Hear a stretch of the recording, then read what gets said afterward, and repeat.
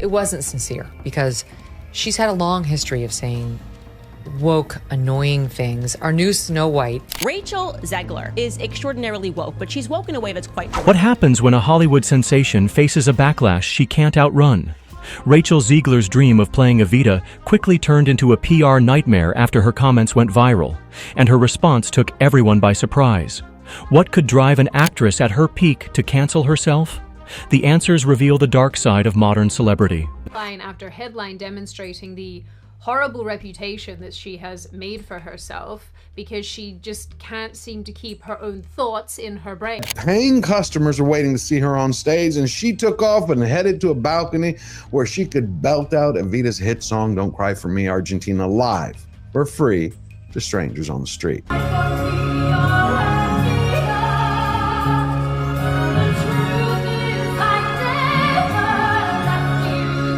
Rachel Zegler, fresh off the acclaim of her roles in West Side Story and The Hunger Games, seemed destined for Broadway greatness when news broke she'd play Eva Perón in a bold new revival of Evita. In a celebrated magazine interview, Rachel spoke about what the character meant to her, how she hoped to honor South American heritage, and why she believed she was the best choice for the role. She referenced her own Latina background, her research into Argentinian culture, and her excitement to bring fresh authenticity to the iconic musical. But as soon as snippets of the interview hit social media, things took a sharp turn. Critics and fans quickly pointed out that while Rachel is Latina, she is not of Argentine descent. Some activists argued that casting a non-Argentine to play Eva Perón, a controversial and beloved national figure. Why? The film that bombed so hard that it only brought in $50 a screen over Mother's Day weekend is now somehow the #1 streaming hit on Disney+. And before you ask, you're going to say, how did this happen? In the end, it's really not about talent. It's about watching someone who thought they were above it all finally get humbled. And as far as Hollywood drama goes, this is the sort that not a lot of people can look away from. Was a classic example of Hollywood mixing up Latin American identities, a phenomenon often described as Latinidad without specificity. The internet latched onto her statement that she would bring new depth to Evita as if previous portrayals, most famously Madonna's, were somehow lacking. What began as enthusiasm was now being read as arrogance. Within hours, Evita and Rachel Zegler trended worldwide. Tweets and TikTok videos dissected every word Rachel said, questioning everything from her understanding of Argentine politics to the responsibility of non-Argentine actors portraying Eva. Major opinion pieces popped up, with writers demanding more respectful casting and arguing the need for Argentine, or, at the very least, South American representation. As the wave of outrage grew, defenders of Rachel insisted she was being unfairly attacked, while critics accused Hollywood of perpetuating cultural erasure. Several prominent theater figures weighed in, arguing either for the universality of acting or calling this latest casting a tone-deaf mistake. Amidst all this, Rachel's social media accounts were flooded, with both support and harsh criticism. What should have been an exciting milestone was now a case study in representation gone wrong, and Rachel was at the direct center of it. If you disagree with this sentiment, just hit the unfollow button. I don't need your business. Babe, what business do you mean? As in the films that you act in? Like the one that failed at the box office a couple months later, spectacularly? Is that the business you mean? She's very good at alienating not only her viewers, but just viewers in general with everything that she says and every social media post she makes. About the very first actress in history to become box office poison before she ever came box office. You know what I'm talking about. It was a wholesome family film, and now they've turned it into woke trash. Check this out from Men Wokeness. Disney's Snow White said that harm should befall Trump and his voters. Do not see this film. Faced with escalating controversy, Rachel Zegler's PR team leapt into overdrive. Their first step, crafting a statement meant to clarify Rachel's intentions. In the post, Rachel insisted her love for Evita and respect for Argentine culture were genuine. She acknowledged the important conversations about authentic representation, but argued for the right to pursue great art as an artist of Latina heritage.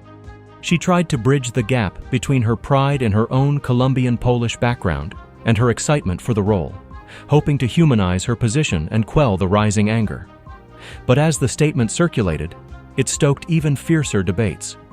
Detractors felt she'd sidestepped their main concern, arguing that Hollywood always casts Latinas in a monolithic way, ignoring real diversity within the larger community. For them, Rachel's response smacked of privilege rather than humility. The hashtags intensified. Not my Evita, Naj authentic casting, Naj respect Argentinian culture. Will be people who are disappointed that she hasn't sung it live in the theatre, but I think it's going to be greatly outweighed by the theatricality of using film in that way. No one on the right side of America can stand the star of this movie. A few critics dissected each paragraph, accusing Rachel of being defensive rather than listening. Minutes after posting, Rachel's team noticed the negative responses piling up. Privately, insiders say the mood grew tense. Higher-ups from the production company began fielding calls from investors and Argentine cultural organizations, asking for meetings, statements, or even a formal apology. Rachel herself reportedly felt overwhelmed. Friends said she was disappointed that what should have been a proud career moment had become a lightning rod for criticism. In a second attempt, Rachel deleted her original post. Hours later, she posted a new, shorter message. I hear you, and I'm truly sorry for any hurt caused. I'm taking time to listen, learn, and reflect. The comments beneath were a war of words, some demanding she step aside, others encouraging her to keep fighting. At this point, Rachel went silent. All new posts were paused. Rumors swirled of meetings behind closed doors with PR gurus, crisis managers, and, possibly, her own lawyers. It became clear Rachel Zegler was taking the allegations seriously, weighing her every move. For her, the question was no longer just about Evita. It was about salvaging her future in an industry where public image can turn overnight. Rachel Zegler, who is the new Snow White, and she's talking about Snow White being woke. Can you tell us a little bit about your version of Snow White? Yeah, I mean, Snow White is the girl you remember, but she's definitely made for the modern age, and there's such an emphasis on what it really means to be the fairest of them all. And for a very long time, it seems that nobody has quite captured the public's disdain like our girl, Rachel Zegler. The damage had been done. What I mean by that is she has to say them. Rather than staying in her little skull, she has to spit them out into the world. In an interview published in late June 2025 with ID magazine, Zegler basically said that she views her platform as a responsibility to tell the truth. The impact of the Evita controversy quickly rippled through Rachel Zegler's career and personal brand. Over the next week, industry whispers turned into headlines as news outlets chronicled the mounting consequences of the backlash. Casting directors and agents, once eager to work with a Gen Z superstar, now hesitated, worried about bringing a public relations storm into their next project. Reports surfaced that a major streaming platform had postponed negotiations with Rachel for a new series, preferring to wait and see how the situation played out. Social media, meanwhile, became a battleground. Twitter threads picked apart not just Rachel's Evita comments, but her past work and public statements on representation. Old interviews resurfaced where Rachel commented on being a trailblazer for young Latinas in Hollywood. Now, critics accused her of benefiting from a system that erases nuanced Latin American identities, pointing out that there had been similar controversies before, though none at this scale. Some brands reconsidered their partnerships. Growing up in Australia, I never thought that I would stand on this stage. And I never thought that I would be here 6 days ago. Question here is, why is Rachel Zegler's downfall so satisfying to so many people? It's not just about her talent, or lack thereof, depending on who you ask. It's about the fact that she has consistently and routinely, for years, rubbed people the wrong way with her comments. One high-profile fashion label quietly scrubbed an upcoming campaign featuring Rachel, citing a need to align with authentic voices. Rumors suggested that at least one talk show appearance had been put on hold. Publicists for other stars privately advised their clients to avoid weighing in entirely, afraid of sparking a backlash of their own. At the same time, the impact on Rachel's mental health was noted by those close to her. Friends say she felt blindsided and misunderstood, frustrated that a performance she dreamed of had become her greatest liability. Anonymous sources from the Evita production itself described a tense environment, with creative decisions suddenly subject to scrutiny from consultants and cultural advisors. Some cast members felt caught in the crossfire, forced to choose between loyalty to a colleague and solidarity with the critics. The industry at large took notice.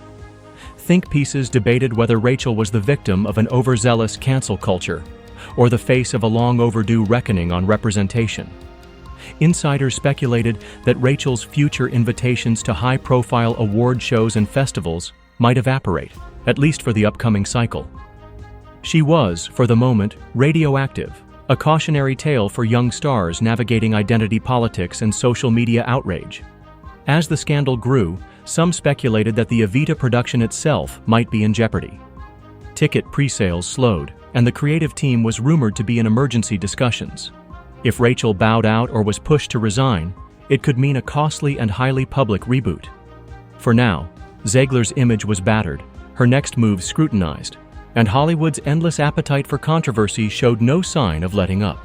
I would imagine, to some viewers. Rachel Zegler is still so young, she's 24, and many of the dumb comments that she made were when she was even younger. So there is a part of me that's like, okay, I mean, we're not talking about some 40-year-old person here. This is a fetus. We are discussing a fetus. And then they couldn't put dwarfs because this is just so typical of the left. The progressives always finding a way to find their way back to doing something not progressive. The Rachel Zegler Evita scandal didn't just spark industry debate. It inspired passionate responses from fans and critics all over the world. On Twitter, thousands rushed to defend her, arguing that she's a talented young actress facing the kind of scrutiny reserved for women and people of color. Supporters claimed that demanding only Argentinian actors play Argentinian roles was limiting, and pointed out the hypocrisy of the film industry's broader casting practices. Using the hashtag #DarnSupportRachel, they argued that art should be about empathy and transformation, not the rigid policing of identity. Some even drew parallels with actors of other marginalized groups who had successfully portrayed characters from different backgrounds, citing past performances as evidence that representation can be respectful and nuanced. But critics were just as vocal and, in many spaces, more numerous. They accused Rachel's defenders of missing the point, that the issue was not simply about her talent, but about an ongoing disregard for cultural specificity, especially when it comes to Latin America.